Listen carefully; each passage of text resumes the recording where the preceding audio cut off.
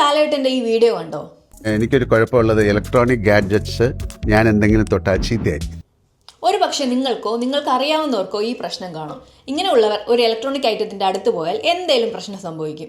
Phone hang ആവും, TV ഗ്ലിച്ചടിക്കും, charger പണിമുടക്കും, ചിലപ്പോൾ bulb വരെ ഫ്ലിക്കർ ചെയ്തേക്കാം. ഫണിയായി തോന്നാം, പക്ഷേ സയൻസ് പറയുന്നത് ചിലപ്പോഴൊക്കെ നമ്മുടെ ശരീരം ഒരു ഇലക്ട്രിക് സോഴ്സായി വർക്ക് ചെയ്യുന്നുണ്ട്.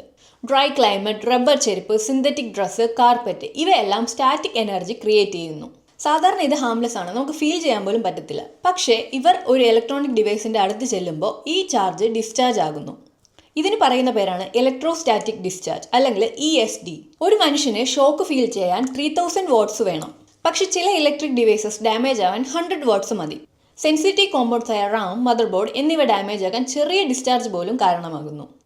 അതുകൊണ്ടാണ് ചിലപ്പോൾ ഫോൺ സഡൻലി ഹാങ് ആവുന്നത്, TV ഗ്ലിച്ച് അടിക്കുന്നത്, ഇയർഫോണിൻ്റെ ഒരു സൈഡ് മാത്രം വർക്ക് ആവുന്നത്. എന്നാൽ എല്ലാവർക്കും ഇത് ഒരുപോലെ ഉണ്ടാകില്ല. ചിലരുടെ ബോഡി കണ്ടീഷൻ, എൻവയോൺമെൻറ്റ്, ഹ്യൂമിഡിറ്റി ഇവയെല്ലാം ഈ സ്റ്റാറ്റിക് എനർജി ക്രിയേറ്റ് ചെയ്യാൻ കാരണമാകുന്നു.